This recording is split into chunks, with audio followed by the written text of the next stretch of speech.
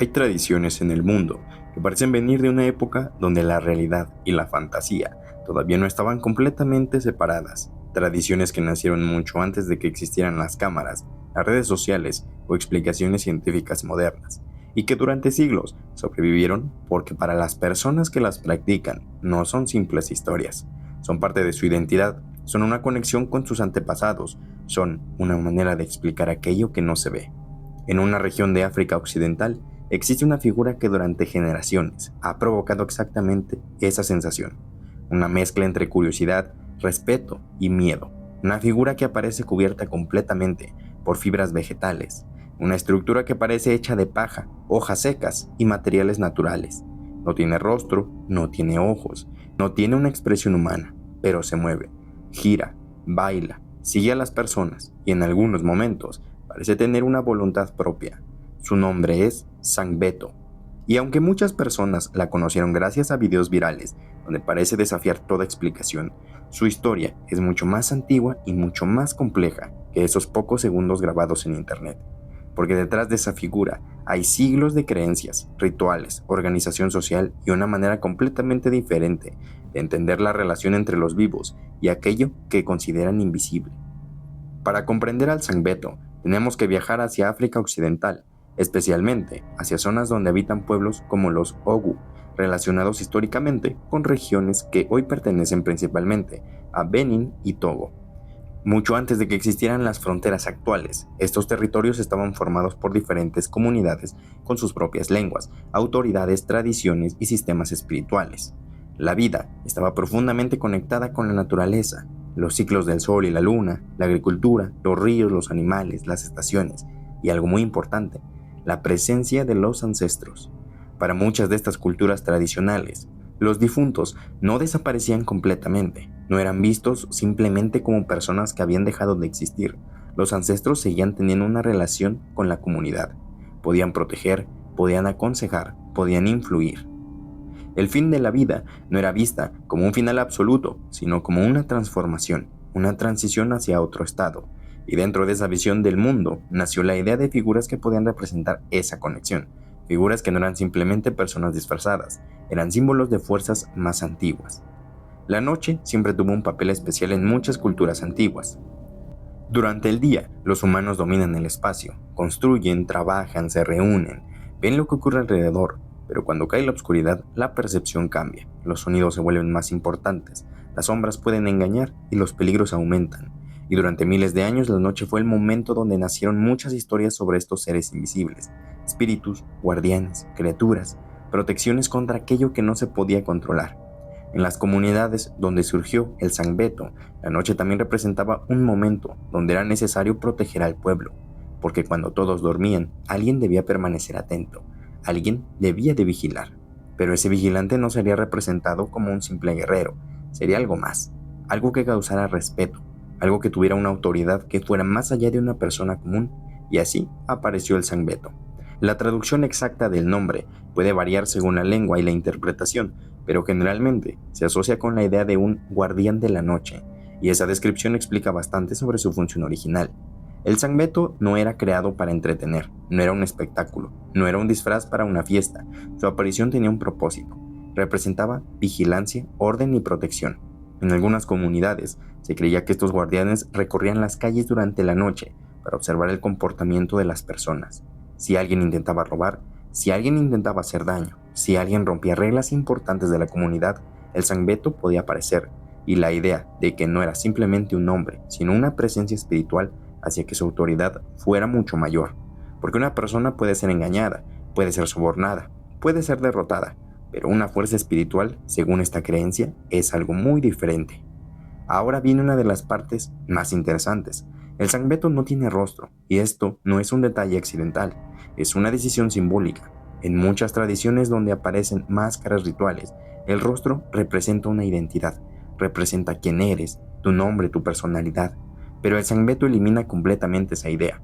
Cuando aparece no importa quién está debajo, la persona desaparece, el individuo deja de existir dentro del ritual, lo que queda es el símbolo, la presencia, la representación.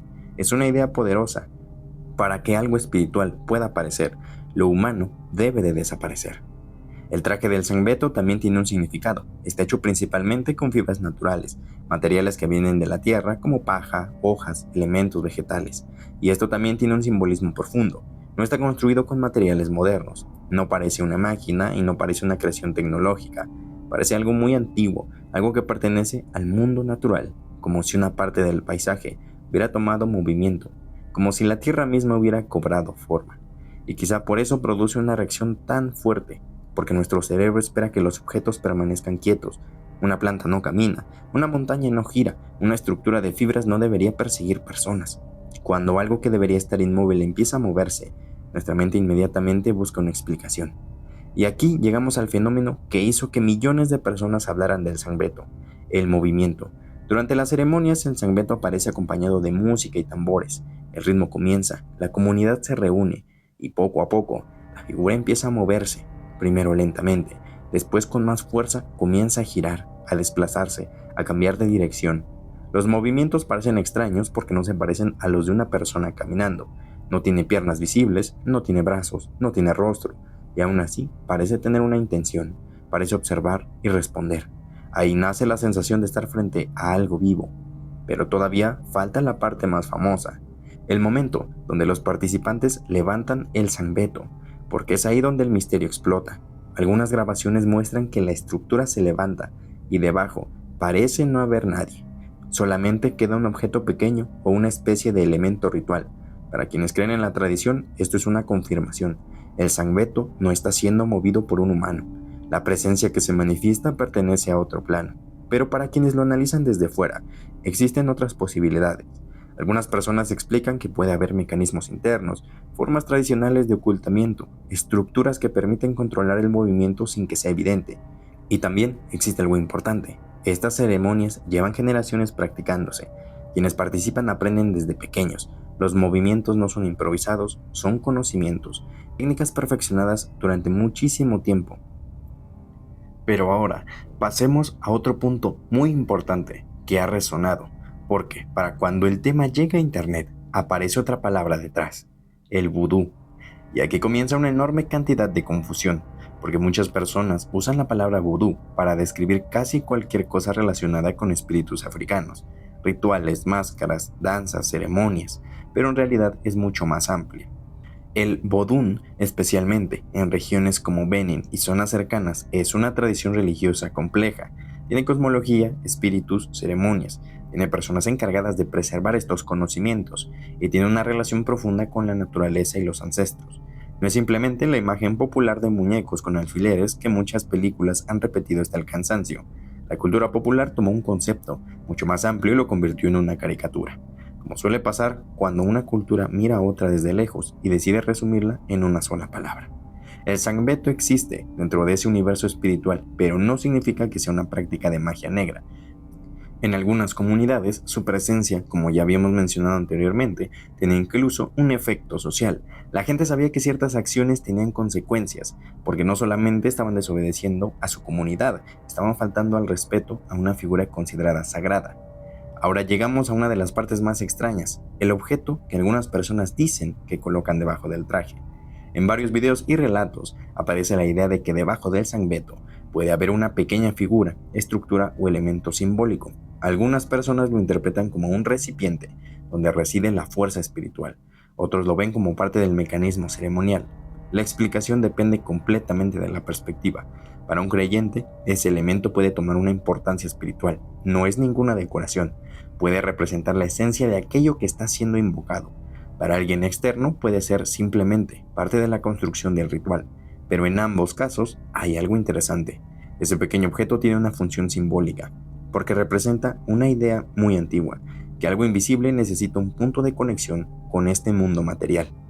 Y aquí llegamos a la parte que más divide opiniones. ¿Realmente existe una entidad moviendo el Sangbeto? No hay una forma científica de demostrar una presencia sobrenatural dentro de la ceremonia, pero tampoco se puede ignorar que para las comunidades que mantienen esta tradición, la experiencia es completamente real desde su perspectiva cultural y espiritual. La ciencia puede estudiar los movimientos, los materiales, las técnicas, la construcción del traje, la psicología del ritual, pero la experiencia personal de una comunidad, el significado que tiene para ellos, pertenece a otro nivel. Porque los humanos no solo vivimos de explicaciones físicas, también vivimos a veces de símbolos, historias, creencias, identidades. Quizá una de las razones por las que el San Beto sigue causando tanta impresión es porque juega con algo básico de nuestra mente, la idea de vida. Nuestro cerebro está diseñado para detectar a los seres vivos. Cuando vemos movimiento, buscamos una intención. Si una rama se mueve por el viento, entendemos que no tiene una voluntad. Pero si esa misma rama empieza a girar, a avanzar y a reaccionar ante las personas, nuestro cerebro inmediatamente piensa, hay algo ahí. Y esa sensación es precisamente lo que hace tan poderoso al San Beto. No parece una simple estructura, parece una presencia. Y aunque hoy vivimos en una época donde existen cámaras, explicaciones y análisis de todo tipo, esta tradición continúa apareciendo, continúa caminando, girando, continúa siendo una figura que divide opiniones. Para algunos, un espíritu guardián. Para otros, una tradición cultural impresionante. Y para otros, uno de los grandes misterios visuales del mundo. Pero después de siglos la pregunta continúa siendo la misma. Cuando una figura hecha de fibras vegetales comienza a moverse en medio de la noche, ¿estamos viendo solamente una ceremonia creada por humanos? ¿O estamos viendo la forma en que una cultura representa aquello que normalmente no podríamos ver?